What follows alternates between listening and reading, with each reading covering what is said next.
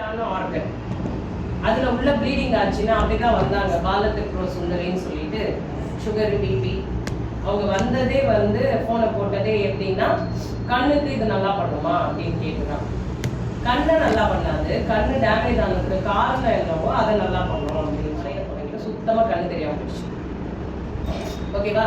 அதுக்குதான் வந்தாங்க. Side by side போய் ஆஃப்காலில் வந்து ட்ரீட்மெண்ட் எடுத்துட்டு இருந்தாங்க. அன்றைக்கி வந்தப்பெல்லாம் 300 அந்த மாதிரி சுகரு. இப்போ பார்த்தீங்கன்னா 90, 120 அந்த ரேஞ்சில் தான் சுகர் இருக்குது. அவங்க வந்தாங்கன்னா ஒரு நாள் ஷேர் பண்ணுங்க. நல்லா கிளாஸ் பண்ணலாம். திருச்சியில் இருக்கிற தீபா மேடம் அவங்களுக்கு ஹெல்ப் பண்ணி இங்கே கனெக்ட் ராஜாராம் சார் ஆமாம். சரி, ஓகே. இப்போ வந்து பிபி அப்போ உறுப்புகளுடைய நேச்சர் அந்த காலத்துல இருந்து இந்த காலம் வரைக்கும் மாறல. மூளை இன்னும் அதே சைஸா தான் இருக்கு, இருதயம் அதே சைஸ் தான். யாரும் அவதார் மாதிரி 2 மடங்கு ஹைட்டாவும் வெயிட்டாவும் ஆகல. ஆமா தானே? அவதார் நார்மல்னு நினைப்போம். அவங்களுக்கு பக்கத்துல ஹியூமன் பீங்ஸ் நிக்கிறப்பதான் தெரியும் அது எவ்வளவு பெரிய உருவம் அப்படின்னு சொல்லிட்டு. ஓகே, யாரெல்லாம் அவதார் படம் பார்த்துட்டீங்க? ஓகே, அந்த இதுல வந்துட்டு எல்லாருமே அந்த ஹியூமன்ஸை வச்சு இது.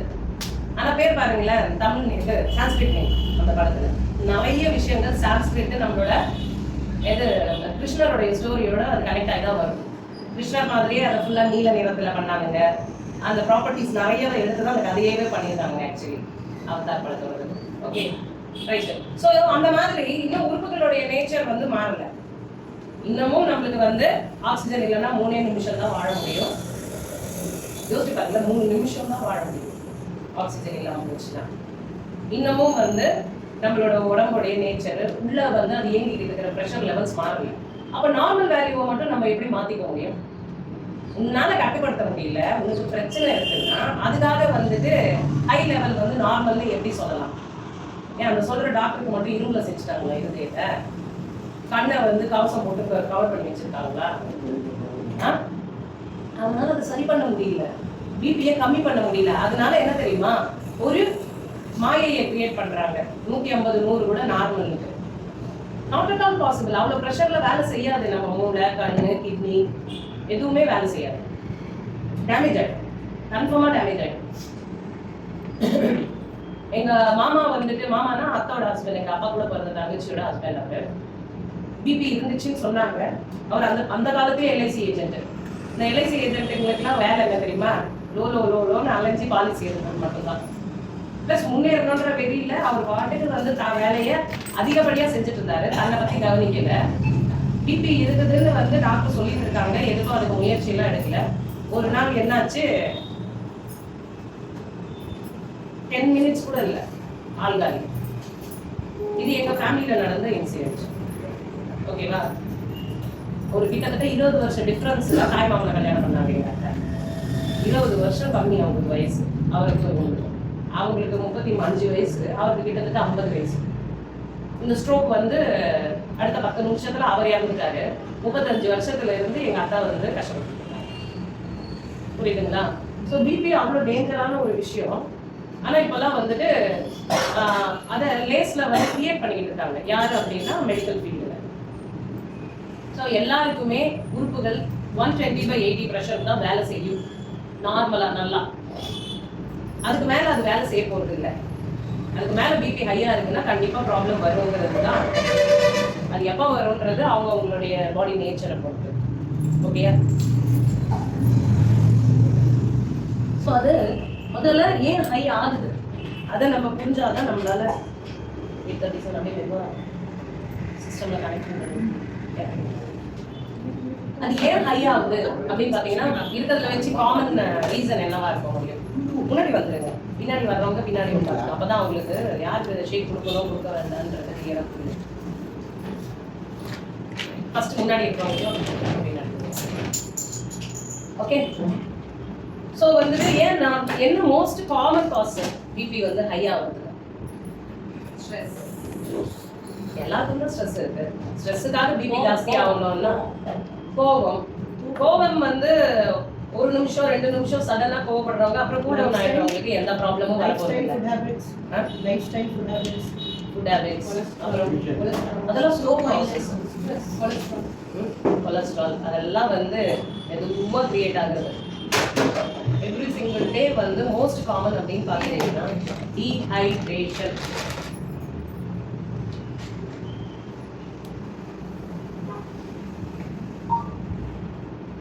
அஞ்சு லிட்டர் ரத்தம் ஓடுது நரம்புகள்ல, அது நீரா ஓடணும், கரெக்டான ப்ரெஷரை அது மெயின்டைன் பண்ணணும். அதுல 80% 70% 80% தண்ணி பிளட்ல, நம்ம பிளட்ல. இந்த 80% மெயின்டைன் பண்றதுக்கு தேவையான அளவு தண்ணி வந்து நம்ம கொடுக்கல, நம்ம உடம்புக்கு படுத்தளவுனா என்ன ஆகும்?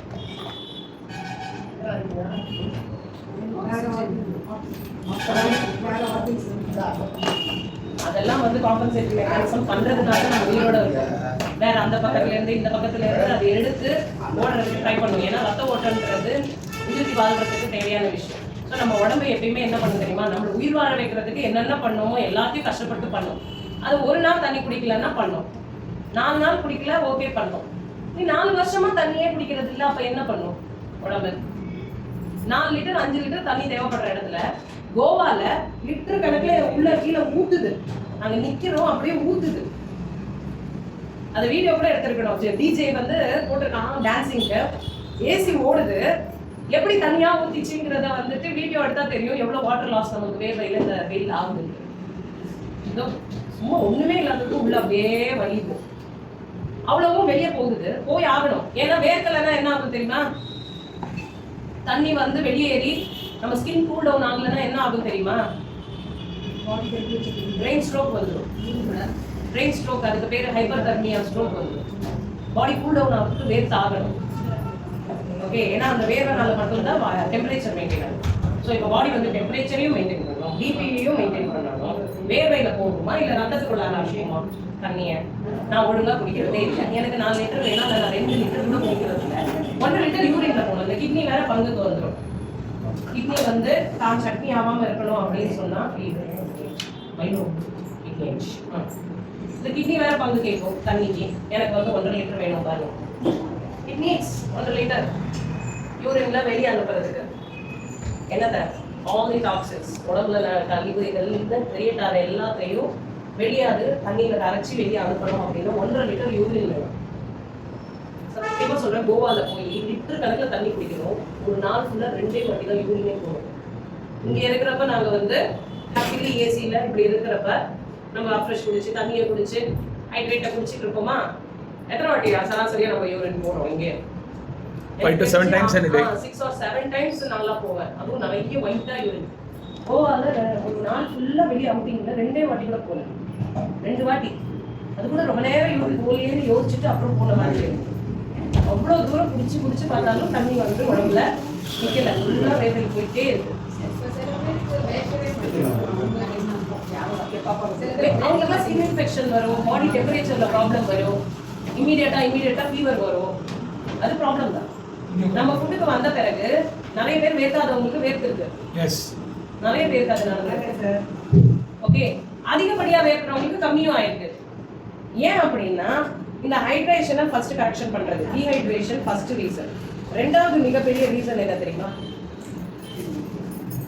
சரி, இப்போ டீஹைட்ரேஷன் 70% தண்ணின்னு இருக்கிறது பிளட்னால மெயின்டைன் பண்ண முடியலன்னா தண்ணி லெவல் கம்மியான உடனே பிளட் திக் ஆகிடும். அது பிபியில தான் போய் லேண்ட் ஆகும். பிபி மட்டும் கிடையாது, உள்ளாயே பிளட் கிளாட் ஃபார்ம் ஆக ஆரம்பிச்சிடும். அதான் பிளட் திக் ஆயிடுச்சுன்னா என்ன ஆகும்? பீரியட்ஸ்ல கூட சில லேடிஸ்க்குலாம் பார்த்தீங்கன்னா கிளாட் ஆகும். ஏன்னா பிளட் வந்து வெளியில வரப்போ அது திக் ஆயிடுது. ஹெவியா ப்ளீட் ஆகுறப்போ கிளாட்டா போகும். அந்த மாதிரி கிளாட்ஸ் வந்து பிளட்டுக்குள்ளார நரம்புகளுக்கு உள்ளார கிரியேட் ஆச்சுன்னா என்ன ஆகும்? அது போய் எங்கேயாவது பிளாக் பண்ணும். ஸோ பிபி இருக்கும், ஆனால் வந்து ரத்த ஓட்டம் போகாது. ஏன்னா அந்த கிளாட் வந்து போய் அடைப்பு ஏற்படுத்தி அது எம்போலிக் ஸ்ட்ரோக் ஆகும். ஸோ 2 விதமான ஸ்ட்ரோக். எம்ஆர்ஐ உடனே எடுப்பாங்க. சிடி எம்ஆர்ஐலாம் ஸ்ட்ரோக்குன்னா 2 விதமாக நடக்கும். ஒன்று வந்து பிளட் கிளாட் ஆகி ஸ்ட்ரோக். வணக்கம் வாங்க. ஸோ பிளட் கிளாட் ஆகி எம்போலிக் ஸ்ட்ரோக். அது வந்து ரத்த ஓட்டம் போகாம டேமேஜ். இன்னொன்று பிபி ஹையா இருந்து பிச்சுக்கிட்டு அடிச்சுட்டு இருக்கும். அது வந்து பிளட் வெசல்ஸை டேமேஜ் பண்ணி அந்த ப்ரெஷர்ல வந்து அந்த பிளட் போய் டேமேஜ் பண்ணுறது.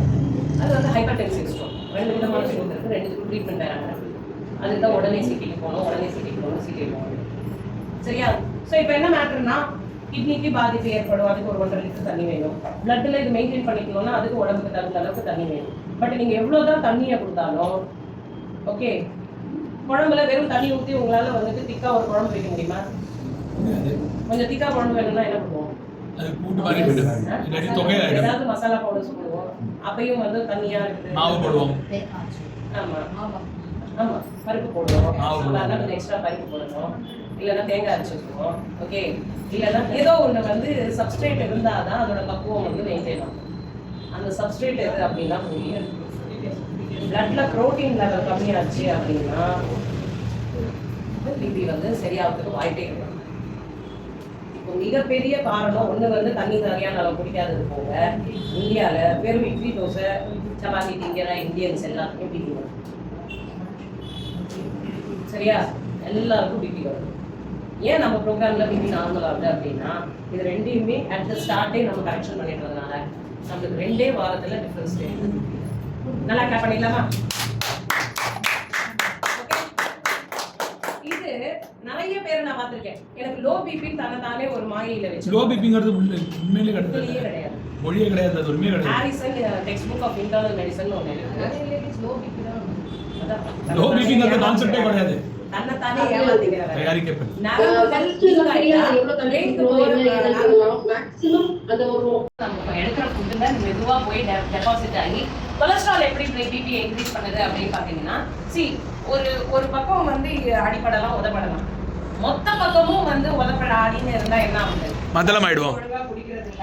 டோலக் மாதிரி ஆயிடுவோம் மேம். ஆமா. இல்ல டோலக் ஷாஸ் 2 பக்கம் தான் ஆடி. இங்க மேல ஏரியா முடி. இந்த பக்கம் டீஹைட்ரேஷன், இந்த பக்கம் புரோட்டீன் டெஃபிஷியன்சி. ஓகே, அடுத்தது முக்கியமானது என்ன தெரியுமா? நம்ம பண்ணக்கூடியது லைஃப் ஸ்டைல் ஸ்ட்ரெஸ். அதை வச்சுக்கோங்க. இன்னொன்று ஃபுட்டில் இருக்கிற ஃபேட்டு, கொலஸ்ட்ரால். அது என்ன பண்ணுவோம்னா இது ரத்தம் குழாய்கள். இப்போ 70 to 80% வாட்டர் இருந்துச்சுன்னா பிளட் வந்து ப்ரெஷர் இல்லாமல் நல்லா கிளியரா ஓடுது. ஆனா இன்னொரு விஷயம் வந்து நம்மளோட ப்ரெஷரை ஏற்றும். கொலஸ்ட்ரால் வந்து போயிட்டு டெபாசிஷன், டிராஃபிக் ஜாம். இந்த ரோட்ல நம்ம நிறைய வாட்டி ஃபேஸ் பண்ணிருக்கோம். பாட்டுக்கு நல்லா வந்துட்டு இருக்கிற டிராஃபிக் ஒரு இடத்துல எதையாவது ரோட பிளாக் பண்ணி வச்சிருக்கோம். அப்ப என்ன ஆகும்? அவ்வளவுதான், மொத்தமும் பிளாக். ஸோ இந்த இடத்துல ப்ரெஷர் வந்து கச்சன்னு ஜாஸ்தியாக ஆரம்பிக்கும். இந்த ஒரு இடத்துல மட்டும் பிபி லெவல் வந்து ஹை ஆகும். இது ஒரு இடம் இருந்தா உடம்பு சமாளிக்கும். ஆனா நம்ம தான் வந்து எடுத்துக்கிற குவான்டிட்டி பார்த்தீங்கன்னா விசரல் ஃபேட் எல்லா இடமும் போய் கொழுப்பு படுகிறது. ஆனா அதிகமா படிஞ்சு இது வந்து ஒரு 50% பிளாக். இதுவே நல்லா பிரெக்னன்ட் லேடி மாதிரி எங்க கொஞ்சம் ஜாஸ்தி ஆச்சுன்னா பிளாக். இது ஒரு 60%. அதுவே 90 ஆகும். 90%, 100% பிளாக்னா உடனே என்ன பண்ணுவாங்க? இது வழியா ஒரு ஸ்டென்ட்டை போட்டு அதை விரிச்சு விடுவாங்க. அப்போ செஸ்ட் பெயின் வந்துடும் கண்டிப்பா. 90-100% பிளாக்லாம் வந்துட்டு ஹார்ட் அட்டாக் வந்துடும். ஓகே, அப்போ இந்த இடத்துல வந்து நம்மளுக்கு ஸ்டென்ட்டை போட்டு அதை ஓப்பன் பண்ணி விடுவாங்க. ஸ்டென்ட்னா என்ன தெரியுமா? ஒரு கொடை மாதிரி. அது இப்படி போகும். உள்ள போன பிறகு அதை இப்படி விரிப்பாங்க. அப்போ என்ன ஆகும்னா அழுத்தத்துல எப்பவுமே அதை அடைச்சிடுச்சு. அப்போ எவ்வளோ டேமேஜோட உள்ள சொருகி அதை வந்து ஓப்பன் பண்ணி விடுவாங்க. அந்த இடத்துல மறுபடியும் ரத்தம் கட்டாம இருக்கணும்னு மாத்திரை மருந்தை போட்டு விட்டுருவாங்க. நிறைய பேருக்கு அந்த மாத்திரோட எஃபெக்ட்ல வேற ஏதாவது அடிபடுறப்போ பிளட் ஸ்டாப்பே ஆகுறது இல்லை. பிளட் வந்து கிளாட் ஆகாம இருக்கணும்னு நிறைய மாத்திரைகளை கொடுத்துருவாங்க. ஓகேவா? இப்போ இதெல்லாமே நம்ம பாடியை அதோட கண்ட்ரோல்ல வைக்க விடாம வேற கண்ட்ரோலுக்குள்ளார போயிடும். மெடிசன்ஸோட கண்ட்ரோல்ல போயிடும். அதனால எதையுமே நார்மலா இப்போலாம் பண்ண முடியறது இல்லை உடம்புனால. சரியா? அப்போ இந்த விசரல் ஃபேட்டுங்கிறது ரொம்ப ரொம்ப இம்பார்ட்டன்ட். அதுதான் வந்து கொலஸ்ட்ரால்ங்கிறது ரத்தத்துல ஓடுற கொழுப்பு. அது போய் டெபாசிட் ஆகுறது தான் டேஞ்சர் கொழுப்பு. அது விசரல் ஃபேட். விசரல் ஃபேட்டை எந்த ஹாஸ்பிட்டல்லையும் உங்களுக்கு சொல்லியே கொடுத்துருக்க மாட்டாங்க. அவங்களுக்கே தெரியாது மேம். அவங்களுக்கே தெரியாது. நானே வந்து இங்க வந்து தான் டாக்டரா இருந்து அனஸ்தெட்டிஸ்டா இருந்து ஒரு விசரல் ஃபேட்ங்கிற கான்செப்ட் அது வேற மாதிரி நாங்கெல்லாம் படிச்சிருப்போம். என்னவா? ஃபேட் லிவர்னு படிப்போம். இந்த மாதிரி ஃபேட் டெபாசிஷன் ஆகிறத பிளாக்ஸ்னு படிப்போம். ஓகே, அதிரோஸ்க்ளீரோசிஸ்னு படிக்கிறோம். அந்த மாதிரி வார்த்தைகளை படிக்கிறோமே தவிர அது எல்லாமே ஃபேட் தான், டேஞ்சர் ஃபேட். ஸோ இந்த டேஞ்சர் ஃபேட்டை கன்ஃபார்மா சொல்றேன், ஃபுட்டில் சரி பண்ணாம என்னைக்குமே சரி பண்ண முடியாது. இந்த மாதிரி ஒரு பிளாக்கை வச்சுக்கிட்டு ஜிம்மோ வாக்கிங்கோ ஜாகிங்கோ போனா பேப்பர்ல நியூஸ் தான் வரும். ஜிம்முக்கு போனாங்க. போன வாரம் ஒரு ஃப்ளைட்டில் பைலட்டு டெல்லியிலேருந்து கிளம்பியிருக்காரு. ஃபிட்டாக இருக்கார் பைலட்டு. வந்து இறங்கியிருக்காரு எங்கள் ஏர்போர்ட்டில் வந்து பாம்பேயில். எல்லா பேசஞ்சரும் இறக்கினோடனே அவருக்கு அந்த இடத்துல on the spot heart attack. அப்போது ஃப்ளைட் ஓட்டும் போது வந்திருந்தேன்னா என்ன கதி? ஃபேக்டர்ஸ். ஸ்ட்ரெஸ் ஸ்லீப் எல்லாம் அடுத்த ஓகே, ஃபேக்டர்ஸ். அடுத்த ஃபேக்டர்ஸ் பிபி உடைய ப்ராப்ளம். பட் ஃபுட்ல அப்படின்னு பாத்தீங்கன்னா டாக்டர்ஸே சொல்லிருப்பாங்க என்னத்தை வந்து ரெஸ்ட்ரிக்ட் பண்ணலாம் பிபி நேரத்துல. சால்ட். சால்ட். ஏன்னா இந்த ப்ரெஷர்ஸை மெயின்டைன் பண்றதுக்கு சோடியம் ரொம்ப ரொம்ப இம்பார்ட்டன்ட். சோடியம் எவ்வளோ இம்பார்ட்டன்ட்னா கம்மியாக இருந்தாலும் பிரச்சனை, அதிகமாக இருந்தாலும் பிரச்சனை. இன்னொரு முக்கியமான விஷயம் என்ன தெரியுமா, இந்த sodium is related to blood sugar. Blood sugar ரொம்ப ஜாஸ்தியாச்சுன்னா சோடியம் லெவல் ரொம்ப கம்மியாகும். ஸோ எல்லாமே இன்டர் ரிலேட்டட் தான். அதனால தான் பிபி இருந்தால் சுகரும் சேர்ந்து வருது, சுகர் இருந்தால் பிபியும் சேர்ந்து வருது. கொலஸ்ட்ரால் ரெண்டுத்துலயும் இருக்கு. ஒன்னோட ஒன்று முட்டிட்டு தான் வருது. ரெண்டு இருந்தாலே கொலஸ்ட்ரால் எல்லாமே இருக்கு. வந்து தனித்தனி என்டிட்டி கிடையாது, எல்லாமே ஒரு உடம்புக்குள்ள நடந்துகிட்டு இருக்கிற ப்ராசஸஸ். ஏன்னா கிட்னிக்கும் சோடியமுக்கும் நிறைய கனெக்ஷன் இருக்கு, பிளட்டோட ப்ரெஷருக்கும் சோடியமுக்கும் கனெக்ஷன் இருக்கு. கிட்னி வந்து கொஞ்சம் சஃபர் ஆனாலும் இமீடியட்டா பிளட் ப்ரெஷர் ஜாஸ்தி ஆகுது. நம்ம சாப்பிட்ற எல்லாமே சுகரை வந்து ஜாஸ்தி பண்ணுது, எல்லா ஹை சுகருமே கொலஸ்ட்ராலை ஜாஸ்தி பண்ணுது.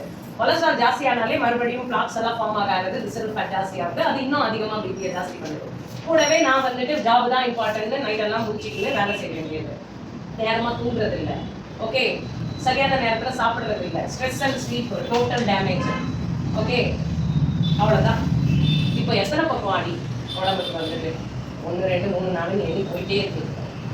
ஆனால் ரியலி உட்காந்து யோசிச்சு பாருங்க, இங்கே இந்த எல்லா விஷயத்தையும் கரெக்ட் பண்ணுறோமா இது? எஸ் எஸ், நல்லா கரெக்ட் பண்ணுங்க. ஏன்னா இந்த விஷயத்தை சரி பண்ணுறதுனால முதல்ல சொல்றது நேரமாக சாப்பிடு. நிறைய பேர் ஆல்ரெடி சொல்லிட்டீங்க, இங்கே வந்தால் எனக்கு ஸ்ட்ரெஸ் கம்மியாகுது. நாங்கள் ஒன்றும் அதுதான் சொல்கிறேன், அன்றைக்கி அது சார் சொன்னாங்க இறக்கி வைக்கிறதுக்கு என்ன நாங்கள் என்ன ஒரு லக்கேஜ் ரூமாக வச்சுருக்கோம் ஸ்ட்ரெஸ்ஸை இல்லை. ஓகே, பட் என்னென்ன நேரமாக சாப்பிட்டாலே பாடியில் ஸ்ட்ரெஸ் கம்மியாக ஃபீல் ஆகும். ஓகே, கரெக்டான ஃபுட்டு தண்ணி எடுத்தாலே வந்து பாடி பெட்டர் ஆகும். அடுத்தது நம்மளோட விசரல் ஃபேட் கம்மியாகுது நம்மளால பார்க்க முடியுது ட்ராக் ரெக்கார்ட் போட்டோம்னாலே.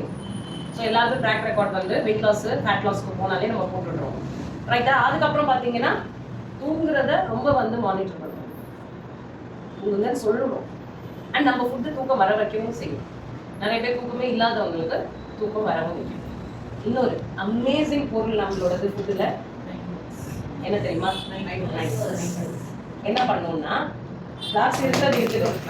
எஸ், தற்காலிகமாக என்ன பண்ணுவோம்னா இந்த ப்ரெஷரை வந்து நார்மல் பண்ணுறதுக்கு இந்த பிளட் வெசல்ஸ் விரியறதுக்கு ஹெல்ப் பண்ணும் எலாஸ்டிக்காக. அதுதான் நைட் ஒர்க்ஸோட வேலை. அண்ட் நைட் ஒர்க்ஸ் கண்டுபிடிச்சதுக்கு தான் லூயி என்ன இருக்குது நோபல் பிரைஸ் கிடைச்சிருக்கு. அவர் நம்மளுடைய நியூட்ரிஷன் அட்வைசரி போர்டில் மெம்பர். எஸ், நல்லா கிளாஸ் நியூட்ரிஷன் பற்றி அட்வைஸ் கொடுக்குற போர்டில் வந்து இருக்காங்க, சரியா? அவருடைய கிரேட்டஸ்ட் இன்னோவேஷன் வந்து நைட்ரிக் ஆக்சைடு.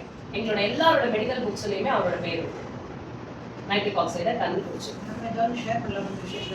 சொல்லுங்க மேடம். எஸ், ஜானகி மேம், ஓயாங்க, சொல்லுங்க. நைட் ஒர்க்ஸ் வந்து என்னோட லைஃப்ல அற்புதமா வந்த விஷயம் அது. எதுனாலனா என் ஹஸ்பண்ட் வந்து பைபாஸ் ப்ரெஷர்ல இருந்து தூக்கவே மாட்டாரு, தூக்கமே வராது. அவருக்கு தூங்கினா ஆக்சுவலி நெஞ்சில் எல்லாருமே பார்ப்பல உசுல் இருக்காது, அப்படிதான் ஃபுல் ராத்திரி பார்த்துட்டே படுத்து போய் நடந்தாரு. அவ்வளோ கஷ்டமா இருக்கும் அது. பைபாஸ் மஷின் வச்சு நீங்கள் நாங்கள் பிக்சர்ஸ் பார்க்குற மாதிரி ஒரு ஆக்சிஜன் மஷின் வச்சுட்டு படுத்துக்கிற மாதிரி தான் இருக்காது. எப்படி என் பொண்ணு 6 மாசம் இருந்தப்போ இது ஸ்டார்ட் ஆச்சு. இன்னைக்கு என் பொண்ணு 12 வயசு. நாங்கள் 2020 இந்த ஃபுட் ஹேபிட்ஸில் வந்தோம். ஸோ அன்னைக்கு அப்பா என் பொண்ணுக்கு 7 8 வயசு வச்சுக்கோங்க. 7 வருஷம் இந்த மஷினை இல்லாமல் அவர் கூட நான் போய் கொடுக்கல. எங்கேயாவது வெக்கேஷனுக்கு வெளியில் எங்கேயாவது போனோமா என்ஜாயே பண்ண முடியாது. எனக்கு கூட வருவேன், பட் எல்லா இடத்துலையும் இப்படி உட்காந்து தூங்குவேன். ஏன்னா நைட்டு தூக்கம் வராது. எல்லா இடத்துலையும் மஷினை கேரி பண்ணிட்டு போவேன். மலைக்கு போவேன். போகும்போது இங்கேருந்து இஷ்டப்பட்டுட்டு போவேன். நான் நல்லா போகிறேன், நடந்து போவேன். அங்கே அறைகளோட நம்மளாலே நம்ம வெயிட்டு தூக்க முடியலைன்னா 4 பேர் நம்ம தூக்கிட்டு போகிறோம்னா எவ்வளோ கஷ்டமாக இருக்கும். அந்த கஷ்டத்தில் இருக்க அவர் இருந்திருக்காரு. ஸோ இந்த ஃபுட் ஹேபிட்ஸில் வந்த உடனே கேகேஆர் சார் ஃபஸ்ட்டு இந்த ஃபுட்டு சாப்பிட்ட உடனே சார் இந்த வருஷம் எனக்கு மலைக்கு போகணும். அவர் ஃபஸ்ட்டு ஃபுட்டு கொடுத்ததே கையில் நைட் ஒர்க் சார். அதை சாப்பிட்டு 1 மாசத்துல அந்த மஷின்லேருந்து ஃபஸ்ட்டு அவர் வெளியில் வந்தார். அவர் இன்னைக்கு நல்லா இருக்க காரணம் இந்த ப்ராடக்ட் ரொம்ப நல்லது. இன்னைக்கு விடாம டெய்லி அவர் எடுக்கணும். நான் அப்பப்போ எடுத்துக்கவே எடுத்துக்க மாட்டேன். அப்பப்போ எனக்கு டவுனாக இருக்கும், நான் எடுத்துக்கணும். அந்த வருஷம் அவர் நடந்து மலைக்கு போகணும். நைட் வாஸ் எல்லாருக்குமே நல்லது. Thank you ma'am. ஓகே, இப்போ இந்த நைட் ஒர்க்ஸ் எல்ஆர்ஜினின் அப்படிங்கிறத கண்டுபிடிச்சது என்னவோ லூயிட்டார். அவர் நினைச்சிருந்தா இந்த அற்புதமான உணவை, okay, L arginine it is a single amino acid nutrition நாம சொல்லுவோம். ஆர்ஜினின்ங்கிறது ஒரு அமினோ ஆசிட். ஓகே, அது சிங்கிள் அமினோ ஆசிட் அவ்வளோ வேலை செய்யுது. It is a precursor of nitric oxide.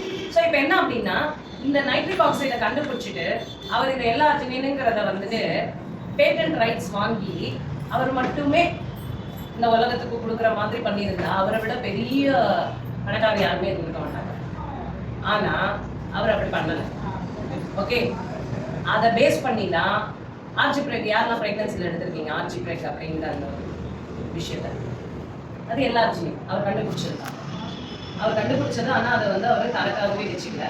இந்த எல்ஆர்ஜினின் வந்து ரத்த ஓட்டத்தை இம்ப்ரூவ் பண்ணுதுங்கிறதுனால வயிற்றுக்குள்ள குழந்தைக்கு ரத்த ஓட்டம் நல்லா இல்லாத மதர்ஸ் இருப்பாங்க இல்லையா, அந்த மதர்ஸுக்கு ப்ரெக்னன்சி யூஸ் பண்ணுவோம். சரி, ஸோ நம்ம நைட் வச்சு நிறைய பீப்புளுக்கு ப்ரெக்னன்சியில் வந்துட்டு குழந்தை வளர்ச்சி கம்மியாகிறதுக்கும் நம்ம வந்து யூஸ் பண்ணுவோம். நம்ம ப்ரோக்ராம் இருக்கிறவங்க நம்ம நைட் வச்சு, பட் ஈவன் தென் அதை கமர்ஷியலாகவும் வந்துட்டு ஓஜியில் ரொம்ப அதிகமாக யூஸ் பண்ணுறாங்க. ஓகேயா, அது போக அதான் சொல்றேன், இவர் வந்து அதை தனக்கு புரிய மாதிரி தனிப்பட்ட முறையில வச்சுக்காம இப்போ உலக வங்கியும் வந்து இதை சூப்பர் பிளட் சப்ளை இம்ப்ரூவ் ஆகிறதுக்காக வந்து யூஸ் பண்ணிருக்கோம். ஓகே, ஸோ கண்ணில் பிளட் சப்ளை இம்ப்ரூவ் ஆகிறப்போ நிறைய டயபெட்டிக்ஸும் கண் பார்வை பெற்றாகுது. மூளையில வந்து நல்ல ரத்த ஓட்டம் வர்றப்போ வந்து பார்த்தீங்கன்னா இந்த மாதிரி ஸ்லீப் ஆப்னியால இருந்து எப்போ பார்த்தாலும் வந்து இந்த டயர்ட்னஸ் அதெல்லாமே பெற்றாகுது. கரெக்டாக நைட் டைம்ல தூக்கம் வர ஸ்டார்ட் ஆகுது. கூடவே வந்து கிட்னி, அதான் நம்ம ஆல்ரெடி பார்த்த எல்லா ஆர்கன்ஸுமே ரத்த ஓட்டம் இம்ப்ரூவ் ஆகிறப்போ அதோட ஃபங்க்ஷனல் எபிலிட்டி வந்து பெட்டராகும்.